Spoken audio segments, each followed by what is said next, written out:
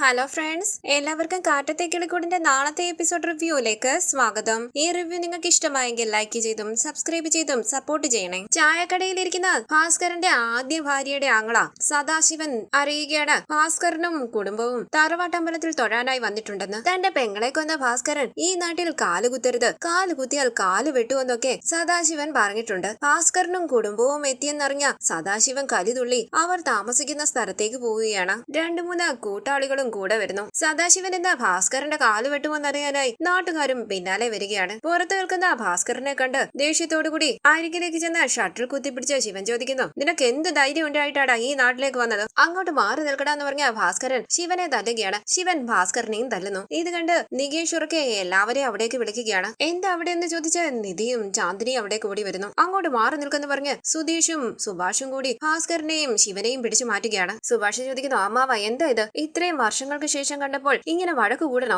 ശിവൻ ചോദിക്കുകയാണ്, ആരാടാ നിന്റെ അമ്മാവൻ? നിന്റെ അച്ഛൻ എന്റെ പെങ്ങളെ കൊന്നവനാ. നിങ്ങളും ഞാനുമായി ഒരു ബന്ധവും ഇല്ല. ഇത് കേട്ട് ഭാസ്കരൻ പറയണ, അതെ, നിന്റെ പെങ്ങളെ കൊന്നത് ഞാനാ, അത് നീ കണ്ടായിരുന്നു, ഒന്ന് പോടോ. അപ്പൊ ശിവൻ പറയണ, ഈ നാട്ടുകാർ മുഴുവൻ പറയുന്നുണ്ട് നിങ്ങളാണ് കൊന്നതെന്ന്. ഞാനത് കാണുമായിരുന്നു. എല്ലാം ചെയ്തു കൂട്ടിയിട്ട് വീണ്ടും കുടുംബമായിട്ട് എന്റെ നാട്ടിലേക്ക് വന്നിരിക്കുന്നു. നിന്നെ ഞാൻ വെറുതെ വിടില്ലടാ. അങ്ങനെ ശിവൻ ഭാസ്കരനെ തല്ലുമ്പോൾ ശിവനെ പിടിച്ചു മാറ്റാനായി ശ്രമിക്കുകയാണ് സുഭാഷും സുധീഷും. ബഹളം കേട്ട് അവിടേക്ക് വന്ന സുനന്ദ ലളിതയെ അങ്ങോട്ടേക്ക് വിളിക്കുന്നു. അമ്മ അങ്ങോട്ട് നോക്കിക്കേ, എന്തോ പ്രശ്നം നടക്കുക. അപ്പൊ ലളിത പറയണേ, ഇവര് കുടുംബമായിട്ട് ഇവിടെ വന്ന് താമസിച്ചപ്പോഴേ ഞാൻ വിചാരിച്ചതാ. തുടങ്ങിയോ? അപ്പൊ സുനന്ദ പറയണ, അമ്മേ വാ, എന്താണെന്ന് നോക്കാം. സുധീഷ് പറയുന്നു, നിങ്ങൾ ആരാണെങ്കിലും എന്താ, ആവശ്യമില്ലാതെ ദേഹത്ത് കൈവയ്ക്കുന്നു. ഞാൻ വെക്കൂടാന്ന് പറഞ്ഞ് വീണ്ടും ഭാസ്കരനെ തല്ലുകയാണ് ശിവൻ. ഭാസ്കരനും ശിവനെ തല്ലുന്നു. അവരെ പിടിച്ചു മാറ്റാനായി ശ്രമിക്കുകയാണ് സുഭാഷും സുധീഷും. ഹരീഷും അവിടേക്ക് വന്ന് പിടിച്ചു മാറ്റുകയാണ്. ഇതെല്ലാം കണ്ട് ടെൻഷനോട് കൂടി നിൽക്കുകയാണ് എല്ലാവരും. ലളിത സുനന്ദയോട് പറയുന്നു, ഇവനാ ഭാസ്കരന്റെ അളിയൻ, സുഭാഷിന്റെ അമ്മയുടെ ആങ്ങള, അമ്മാവൻ. ശിവനെ പിടിച്ചു മാറ്റിക്കൊണ്ട് സുധീഷ് പറയണേ, എത്ര പറഞ്ഞാലും നിങ്ങൾ കേൾക്കില്ലേ, വീണ്ടും അടികൂടാനായി തുടങ്ങുകയാണോ? അപ്പൊ ശിവൻ പറയണേ, എനിക്ക് നിങ്ങളോട് സംസാരിക്കാനൊന്നുമില്ല.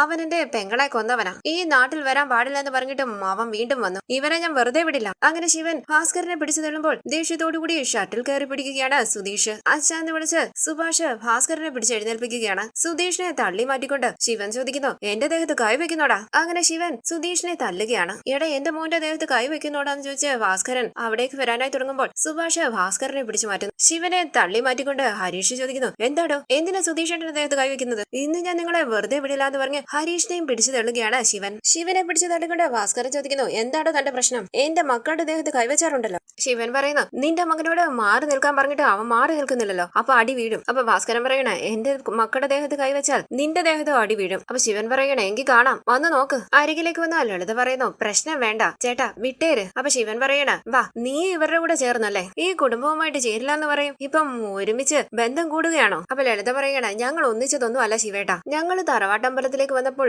ഇവരും ഇവിടെ വന്നു. ഇതെന്റെ മകൾ സുനന്ദ, ഇവളും ഇവളുടെ ഭർത്താവും ആദ്യമായിട്ട് തറവാട്ടമ്പലത്തിലേക്ക് വന്നിരിക്കുക. അവളുടെ ഭർത്താവ് അശ്വിൻ ഉടനെ വരും. വഴക്ക് വേണ്ട.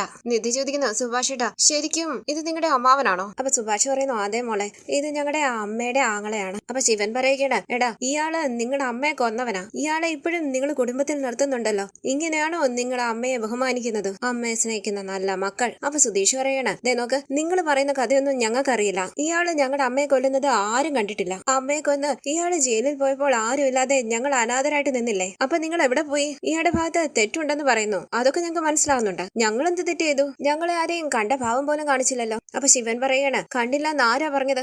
നിങ്ങളെ 3 പേരെയും കൂട്ടിക്കൊണ്ടുപോകാൻ ഞാൻ വന്നു. ദേ, ഈ നിൽക്കുന്നവൻ നിങ്ങളെ കൂട്ടിക്കൊണ്ടുപോകാൻ സമ്മതിച്ചില്ല. അപ്പൊ ഞാൻ നാട്ടുകാരെ കൂട്ടി ഇവന്റെ കൂടെ നിൽക്കുന്നോ അതോ എന്റെ കൂടെ വരുന്നോന്ന് ചോദിച്ചു. അപ്പൊ നിങ്ങളാ പറഞ്ഞത് ഇവന്റെ കൂടെ നിൽക്കുകയുള്ളൂന്ന്. ഇത് കേട്ട് സുധീഷ് ചോദിക്കുന്നു, അതുകൊണ്ട് അങ്ങനെ അങ്ങ് വിട്ടിട്ട് പോയോ? അപ്പൊ ഭാസ്കരൻ പറയണ, എടാ നിർത്തടാ, ഇപ്പൊ നിനക്കെന്താ വേണ്ടത്? നിന്റെ പെങ്ങളെ ആരാ കൊന്നേന്നറിയണം. ഞാൻ തന്നെയാ കൊന്നത്. നീ എന്ത് ചെയ്യും? ഞാൻ വരുമട ഈ നാട്ടിലേക്ക്. ഞാൻ ആഗ്രഹിക്കുമ്പോഴെല്ലാം ഈ നാട്ടിലേക്ക് വരും. നിങ്ങൾക്ക് എന്ത് ചെയ്യാൻ പറ്റും? അപ്പൊ ശിവൻ പറയുന്നു, മിണ്ടരുത്. കുടുംബമായിട്ട് വന്നതുകൊണ്ട് ഞാൻ ക്ഷമിക്കുക. നീ തനിച്ചായിരുന്നു വന്നതെങ്കിൽ നീ ജീവനോടെ തിരിച്ചു പോകില്ലായിരുന്നു. പുച്ഛത്തോടുകൂടി ഭാസ്കരൻ പറയുന്നു, ഒന്ന് പോടാ, ചെയ്യുന്നവൻ അത് പറയില്ല. നീ സംസാരിക്കുന്ന സമയത്ത് ഞാൻ ചെയ്തു കളയും. ജയിലൊന്നും എനിക്ക് പുതിയതല്ലടാ. നേരത്തെ ഒരു കൊല ചെയ്ത് ജയിലിൽ പോയിട്ട് വന്നവനാണ് ഞാൻ. പോടാ. അപ്പൊ നികേഷ് പറയണ, ഒന്ന് മിണ്ടാതിരിക്കുന്നുണ്ടോ? അപ്പൊ ഒരാൾ ചോദിക്കണേ, ഏതാ ഈ പയ്യൻ? ഇവര് 3 പേരും അല്ലേ ഭാസ്കരന്റെ മക്കൾ? അപ്പൊ പുച്ഛത്തോടുകൂടി ചിരിച്ചുകൊണ്ട് ശിവൻ പറയുകയാണ്, എടാ, ഇവനൊരു മാനം കെട്ടവനാ. എന്റെ പെങ്ങളെ കൊന്നത് പോരാഞ്ഞിട്ട് രണ്ടാമത് ഒരുത്തിയെ കൂട്ടിക്കൊണ്ടുവന്ന് അവളെയും കൊന്നു. അവളുടെ മകനാ ഇവൻ. ഇത് കേട്ട് നികേഷ് കണ്ണു നിറങ്ങി നിൽക്കുമ്പോൾ നികേഷ് എന്ന് വിളിച്ച് കയ്യിലേക്ക് പിടിക്കുകയാണ് നിധി.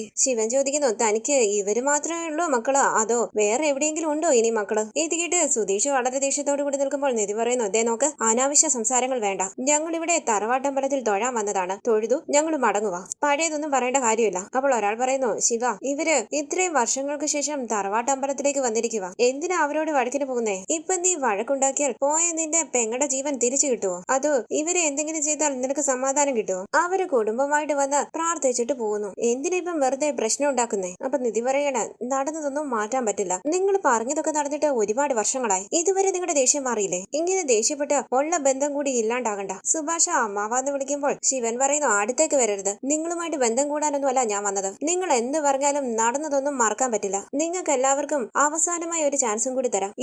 ഇപ്പോ ഈ നാട് വിട്ടു പോകണം നിങ്ങൾ. അതാ നിങ്ങൾക്കും എനിക്കും നല്ലത്. ഇനി ഒരിക്കലും ഇയാളെ ഞാൻ എന്റെ കണ്ണിൽ കാണരുത്. വാടോ പോകാം. പോടാന്ന് ഭാസ്കരൻ പറയുമ്പോൾ ശിവൻ പറയണം, പോടോ, മര്യാദയ്ക്ക് എല്ലാവരും പോകാൻ നോക്കി. എന്നെ വീണ്ടും ഇവിടേക്ക് വരുത്തിക്കരുത്. നേരം വൈകുന്നതിന് മുമ്പേ ഇവിടുന്ന് പോയിരിക്കണം. ഇല്ലെങ്കിൽ നിങ്ങളെ ഞാൻ വെറുതെ വിടില്ല. അങ്ങനെ ശിവൻ ബൈക്കിൽ കയറി ഇവിടെ നിന്ന് പോകുമ്പോൾ ഭാസ്കരൻ പറയണം, പോകാൻ പറ്റില്ല. നീ എന്ത് ചെയ്യും? ഒരാഴ്ച ഇവിടെ കാണും. അപ്പൊ സുഭാഷ് പറയണം, അച്ഛൻ ഇങ്ങോട്ട് വന്നേ, നമുക്ക് പോകാം. എല്ലാവരും ബാഗ് എടുത്തു വെക്ക്, നമുക്ക് ഉടനെ പോണം. സുധീഷ് ചോദിക്കുന്നു, സുഭാഷ് ഏട്ടാ, അയാളെ പേടിച്ച് നമ്മൾ ഇവിടുന്ന് പോവുകയാണോ? അപ്പൊ സുഭാഷ് പറയുന്നു, സുധീഷ്, നമ്മൾ ആരെയും പേടിച്ചല്ല പോകുന്നത്. ഈ നാട്ടിൽ നമ്മൾ തൊഴാൻ വന്നതാണ്. തൊഴുതു കഴിഞ്ഞു നമ്മൾ പോകുന്നു. നമ്മൾ പോകാൻ നേരത്തെ തീരുമാനിച്ചതല്ലേ, പോകാം. ഇത് കേട്ട് നികേഷ് ചോദിക്കുന്നു, സുഭാഷ് ഏട്ടാ, അപ്പൊ നമ്മൾ ഇനി ഇങ്ങോട്ട് വരില്ലേ? അപ്പൊ സുഭാഷ് ചോദിക്കണേ, എന്തിനാണ് നമ്മൾ ഇനി വരാതിരിക്കുന്നത്? ഇത് നമ്മുടെ നാടാ, നമ്മുടെ തറവാട്ടമ്പലം ഉള്ള നാട്. നമ്മുടെ വീട്ടിൽ എന്ത് നല്ലത് നടന്നാലും നമ്മൾ ഇവിടെ വരും, തൊഴുത് നന്ദി പറയും. അപ്പൊ ഭാസ്കരൻ പറയുന്നു, അങ്ങനെ പറയടാ, നമ്മൾ വരുവടാ, മാസം വരും ഈ നാട്ടിലേക്ക്. ഇവനെയൊക്കെ പേടിച്ച് വരാതിരിക്കാൻ പറ്റുമോ? അവനെ വിട്ടേര്, അവന്റെ കാര്യം ഞാൻ നോക്കിക്കോളാം. അപ്പൊ സുഭാഷ് പറയുന്നു, ശരി അച്ഛാ, നമ്മുടെ ലക്ഷ്യം അതൊന്നും അല്ലായിരുന്നു. നമ്മൾ വന്ന കാര്യം കഴിഞ്ഞു, നമ്മൾ മടങ്ങുക. ദേ നോക്ക്,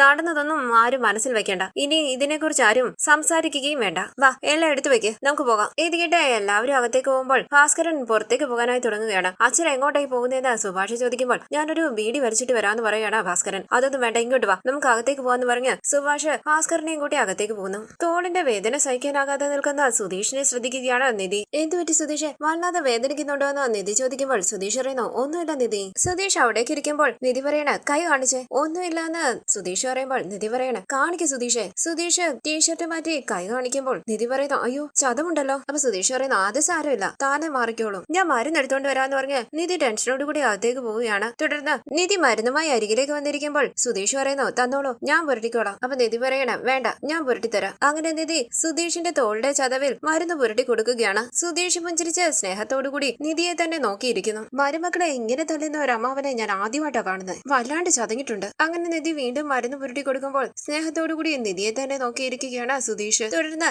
രാത്രി എല്ലാവരും കിളിക്കൂട്ടിലേക്ക് മടങ്ങി എത്തുകയാണ്. ഉറക്കമുണർന്ന സുഭാഷ് ചോദിക്കുന്നു, എത്തിയോ സുധീഷ്? ഉറങ്ങിയത് കൊണ്ട് ഒന്നും അറിഞ്ഞില്ല. അപ്പൊ സുധീഷ് പറയുന്നു, സുഭാഷ് ഏട്ടാ, എല്ലാവരും ഉണർത്ത്. എല്ലാവരും വണ്ടിയിൽ നിന്ന് ഇറങ്ങുമ്പോൾ ഹരീഷ് ടെൻഷനോടുകൂടി ആലോചിച്ച് നിൽക്കുകയാണ്. ബാഗും എടുത്ത് എല്ലാവരും വാതിലിന്റെ അരികിലേക്ക് വരികയാണ്. സുഭാഷ് ഏട്ടാ, പെട്ടെന്ന് വാതിൽ തുറക്കുന്ന സുധീഷ് പറയുമ്പോൾ ഉറക്ക ഭഗവതിയെ എന്ന് വിളിക്കുകയാണ് ഭാസ്കരൻ. ഇത് കേട്ട് ഞെട്ടി പിന്നോട്ടേക്ക് മാറുകയാണ് ചാന്ദിനി. നിധി പറയുന്നു, പേടിക്കണ്ട ചാന്ദിനി, ഒരു കുഴപ്പമില്ല. സുധീഷ് പറയണേ, ഇയാളുടെ ഒരു കാര്യം. അപ്പൊ നിധി പറയണ, സുധീഷ് വേണ്ട. ഭാസ്കരൻ പുറത്തേക്ക് ഇരിക്കുന്നു. എല്ലാവരും ക്ഷീണത്തോടുകൂടി അകത്തേക്ക് കയറുകയാണ്. ആലോചിച്ച് നിൽക്കുന്ന ഹരീഷിനെ ശ്രദ്ധിക്കുകയാണ് സുധീഷ്. ഇത്രയും ദൂരം വന്നതുകൊണ്ടായിരിക്കും നല്ല ക്ഷീണമെന്ന് സുഭാഷ് പറയുമ്പോൾ സുധീഷ് പറയണ, നിങ്ങളെല്ലാവരും കുറച്ചെങ്കിലും ഉറങ്ങിയില്ലേ? ഞാൻ ഉറങ്ങാതെയാ വണ്ടി ഓടിച്ച്. സുഭാഷ് പറയണ, നന്നായി ഉറങ്ങിയൊന്നുമില്ലടാ. ഹരീഷ് പറയണ, സുഭാഷ് ഏട്ടാ, ഞാൻ പോയി നീതുവിനെ കണ്ടിട്ട് വരട്ടെ. അപ്പൊ നികേഷ് പറയണ, ആ പോണം, നീതുവിനെയും കുഞ്ഞിനെയും കാണണ്ടേ. ഇത് കേട്ട് സുധീഷ് ചിരിക്കുമ്പോൾ സുഭാഷ് പറയണ, ഇവിടെ വന്ന ഉടനെ ഓർത്തത് ഞാനതാ. പെട്ടെന്ന് അവരുടെ വീട്ടിൽ സംസാരിച്ച് കല്യാണത്തിനുള്ള ഏർപ്പാടുകൾ ചെയ്യണം. ഇനിയും കല്യാണം ഒന്നും നീട്ടിവെക്കാൻ പറ്റില്ല. അപ്പൊ ഹരീഷ് പറയണ, സുഭാഷ് ഏട്ടാ, ഞാൻ ആദ്യം പോയി ഒന്ന് കാണട്ടെ. അപ്പൊ സുധീഷ് പറയണ,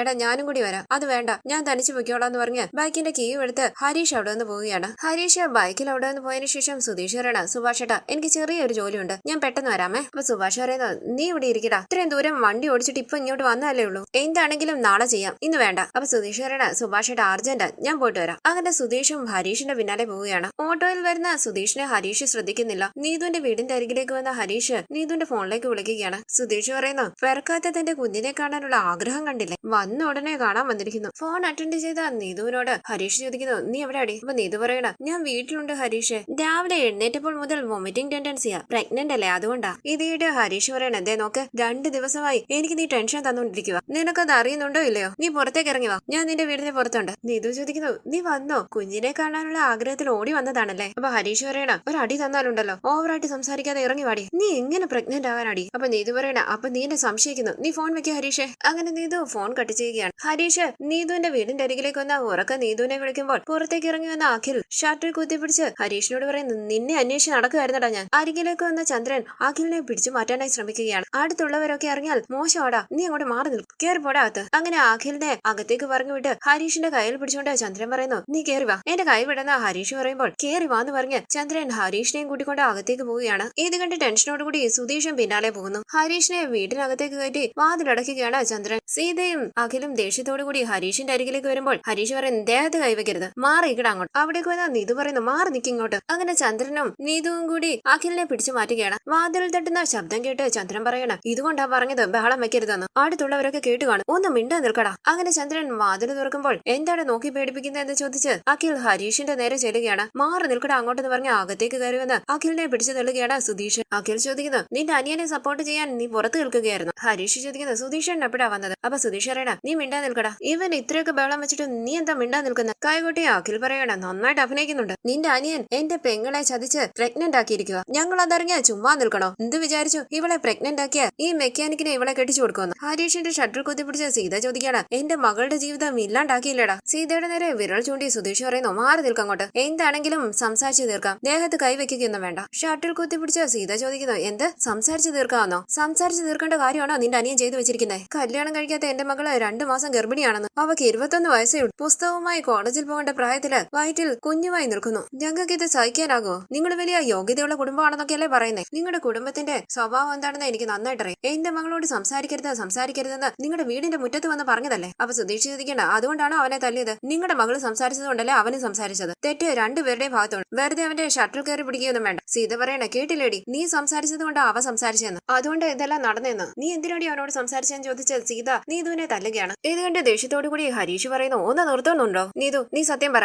നീ പ്രഗ്നന്റ് ആണോ? നീ എങ്ങനെ പ്രഗ്നന്റ് ആകും? ഇത് കേട്ട് എല്ലാവരും സംശയത്തോടു കൂടി മുഖത്തോട് മുഖം നോക്കുകയാണ്. ചന്ദ്രൻ ചോദിക്കുന്നു, എന്റെ മകളെ ചതിച്ച് പ്രഗ്നന്റ് ആക്കിയിട്ട് ഇപ്പൊ എങ്ങനെയെന്ന് ചോദിക്കുന്നു. അപ്പൊ സീത പറയണ, അവൻ പറഞ്ഞത് കേട്ടില്ലേടി, നീ എങ്ങനെ ഗർഭിണിയായി എന്നാ ചോദിക്കുന്നേ? ഈ അപമാനം സഹിക്കേണ്ട ആവശ്യമുണ്ടോ നിനക്ക്? അങ്ങനെ നീതുവിനെ തല്ലുകയാണ് സീത. നിന്റെ കൂടെ ചുറ്റിക്കറങ്ങി നിനക്കൊരു കൊച്ചിനെ തന്നിട്ട് ഇതിപ്പം ആരുടെ കുട്ടിയാണെന്ന് അവൻ ചോദിക്കുന്നേ. ഹരീഷിന്റെ ഷട്ടിൽ കുത്തിപ്പിടിച്ച അഖിൽ ചോദിക്കുന്നു, എടാ ഹരീഷ്, ചെയ്യേണ്ടതെല്ലാം ചെയ്തു വെച്ചിട്ട് എന്റെ പെങ്ങളെ ചതിക്കുകയാണോടാ നീ? അങ്ങനെ അഖിൽ ഹരീഷിനെ തല്ലുമ്പോൾ ഷട്ടിൽ കുത്തിപ്പിടിച്ച് അഖിലിനെയും തല്ലുകയാണ് സുധീഷ്. നീതു പറയുന്നു, നിർത്തുന്നുണ്ടോ? നിർത്താനല്ലേ പറഞ്ഞേ, ഞാൻ പ്രഗ്നന്റ് ഒന്നും അല്ല. ഇത് കേട്ട് എല്ലാവരും ഞെട്ടി നിൽക്കുകയാണ്. സീത ചോദിക്കുന്നു, നീ എന്താടി പറഞ്ഞേ? അപ്പൊ നീതു പറയണേ, ഞാൻ പ്രഗ്നന്റ് അല്ലാന്നാ പറഞ്ഞേ. അപ്പൊ സീത പറയണേ, എടി മഹാഭാബി, നീ അല്ലേ പ്രഗ്നന്റ് ആണെന്ന് പറഞ്ഞേ? ചന്ദ്രൻ പറയണേ, നീതു, നീ അല്ലേ പറഞ്ഞത് 2 മാസം പ്രഗ്നന്റ് ആണെന്ന്? അപ്പൊ നീതു പറയണേ, ഞാൻ പറഞ്ഞത് കള്ളോ? ഹോസ്പിറ്റലിൽ കൊണ്ടുപോയി സ്കാൻ ചെയ്ത് നോക്കാൻ പറഞ്ഞത് പിന്നെ എന്തിനാണെന്ന് അഖിൽ ചോദിക്കുമ്പോൾ നീതു പറയണ, ഞാൻ പറഞ്ഞപ്പോ കൊണ്ടുപോയി സ്കാൻ ചെയ്ത് നോക്കത്തില്ലായിരുന്നു, അപ്പൊ തന്നെ ഞാൻ പ്രഗ്നന്റ് അല്ലാന്ന് അറിയാമായിരുന്നല്ലോ. ഹരീഷ് പറയണ, അവള് പ്രഗ്നന്റ് അല്ല, അവള് പ്രഗ്നന്റ് ആകാനുള്ള ഒരു സാധ്യതയില്ല. പിന്നെ നീ എന്തിനാണ്ടി കള്ളം പറഞ്ഞെന്ന് പറഞ്ഞ് സീത